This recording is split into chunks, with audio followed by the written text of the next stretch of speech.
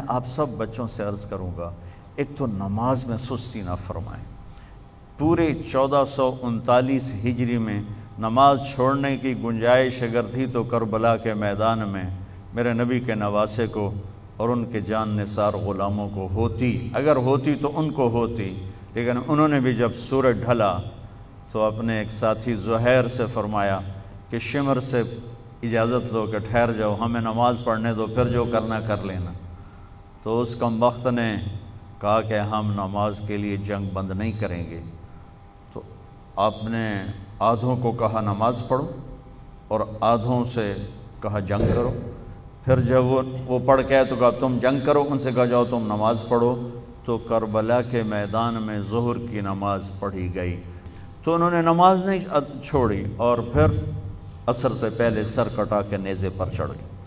اس کے بعد ایک حدیث آپ کو سناتا ہوں، یہ آپ سب لے لیں، یہ بھی بچے بھی لے لیں، آپ بھی لے لو۔ میرے نبی وضو کر رہے تھے، صحابہ نیچے سے پانی لے رہے تھے، زمین پر گرنے نہیں دے رہے تھے۔ کوئی ادھر لے رہا ہے، کوئی ادھر لے رہا ہے، آپس سے جو لڑائی بھی ہو رہی ہے، کوئی منہ تے مال رہا ہے، کوئی پی رہا ہے، کوئی ہتھاں تے، کوئی سینے تے۔ تو آپ پہلے تو دیکھتے رہے، پھر آپ نے کہا ما یحملکم علی ھذا، یہ سب تم لوگ کیوں کر رہے ہو؟ کہا جی حبا للہ ولرسولہ، کہا جی اللہ اس کے رسول کی محبت میں کر رہے ہیں۔ آپ نے فرمایا میں تمہیں بتاؤں سچی محبت کسے کہتے ہیں؟ میں تمہیں بتاؤں سچی محبت کسے کہتے ہیں؟ من سرہ ان یحب اللہ ورسولہ ویحبہ اللہ ورسولہ۔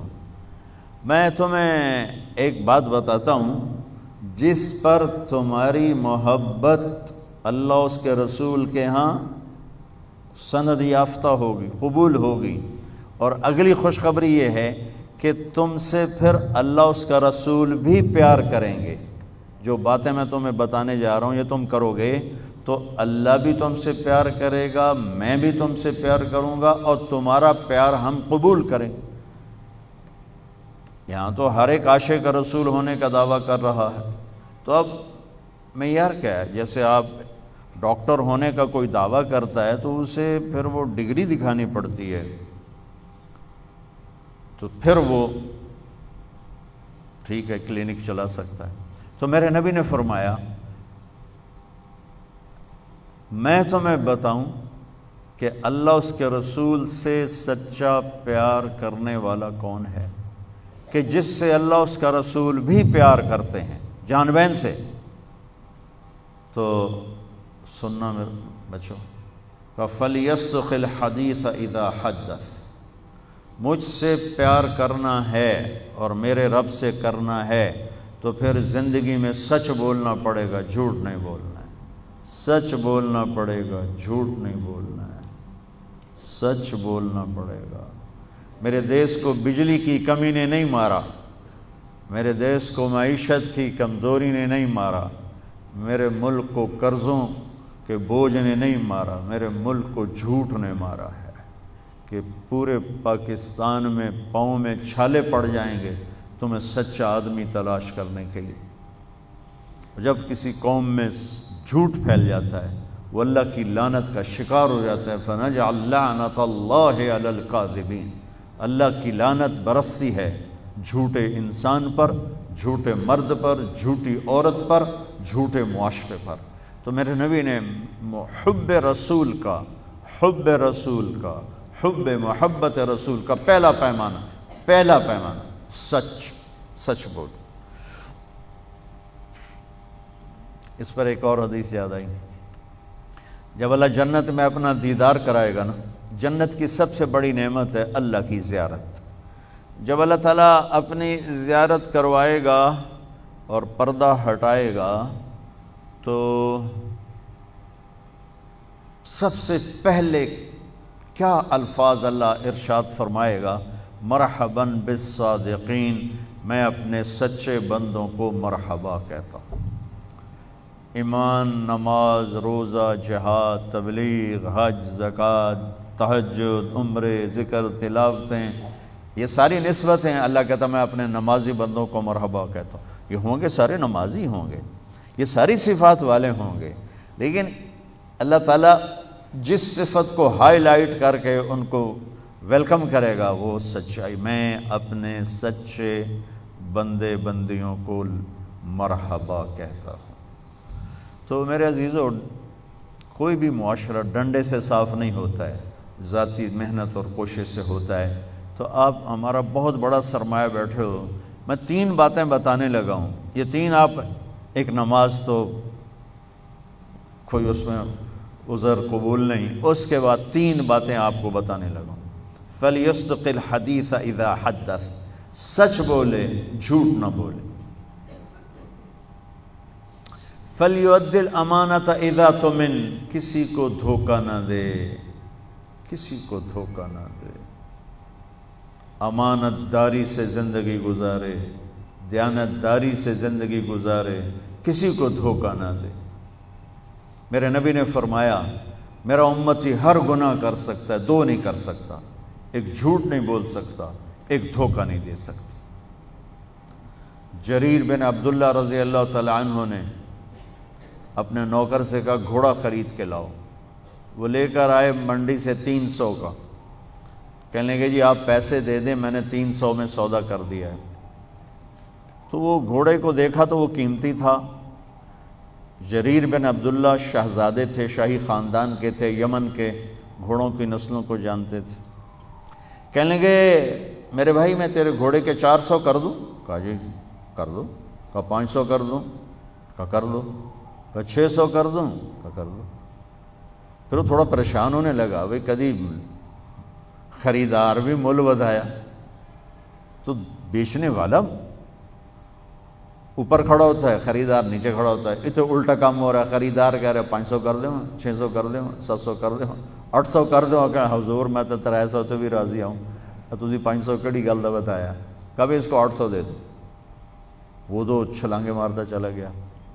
جب وہ نکل گیا تو کہنے لگے، تو ان کے نوکر نے کہا حضرت میں جو 300 میں سودا کر کے لایا تھا تو یہ کس خوشی میں 500 بڑھا ہے؟ یہ میری گھڑی ہے، میں 100 روپے میں بیچوں، 1000 میں بیچوں، اور آپ گاہک ہیں، آپ 1000 میں لے لیں تو یہ شرعاً جائز ہے۔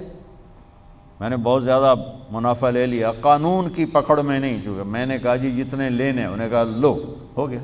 لیکن ایک ضابطہ اخلاق ہے، ایک ضابطہ قانون، ایک ضابطہ اخلاق ہے۔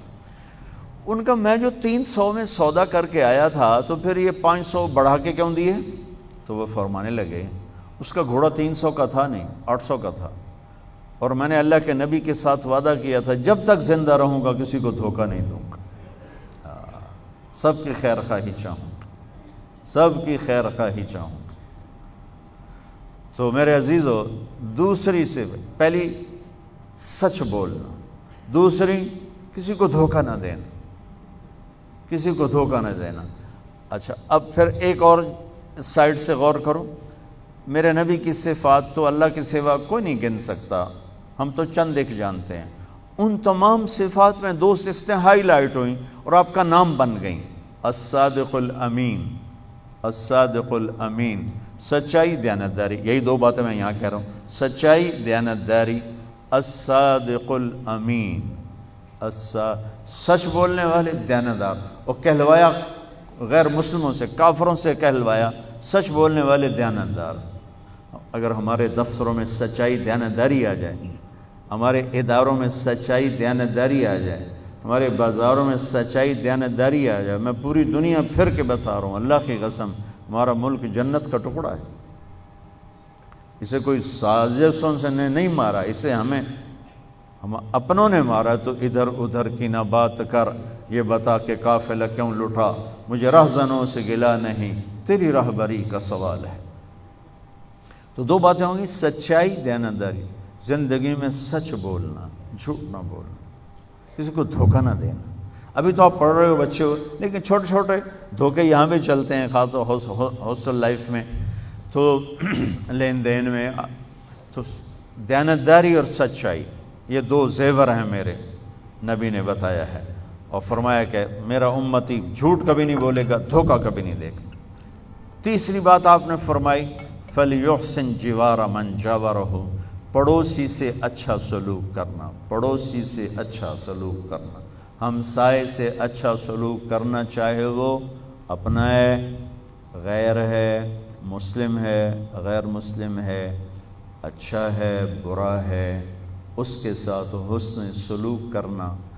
یہ 3 باتیں ہوں گی تو اللہ رسول تم سے پیار کریں گے، اور اگر تم پیار کا دعویٰ کرو گے تو وہ قبول کریں گے۔ اگر یہ 3 باتیں نہیں تو ہن کر دے رہو جو بھی کرنا ہے، یہ تمہارے دعوے وہاں قبول نہیں ہیں۔ یہ سب جعلی ڈگریاں ہیں، جعلی ڈگریاں پکڑی جائیں تو پھر کیا حشر ہوتا ہے کہ یہ سب جعلی ڈگریاں ہیں۔ جو ڈگری اللہ اس کا رسول دے رہا ہے، سچائی، دیانتداری، حسن سلوک، کسی بھی معاشرے کے زوال میں یہ 2 باتیں بنیادی ہیں، ظلم، جھوٹ اور دھوکہ، جھوٹ اور دھوکہ، ساتھ ظلم کو ملا لو۔ اور کسی بھی معاشرے کی بلندی، کسی فرد مرد کی بلندی کے لیے 3 باتیں، سچائی، دیانتداری اور انصاف، ہے اس کی بلندی کے لیے کافی۔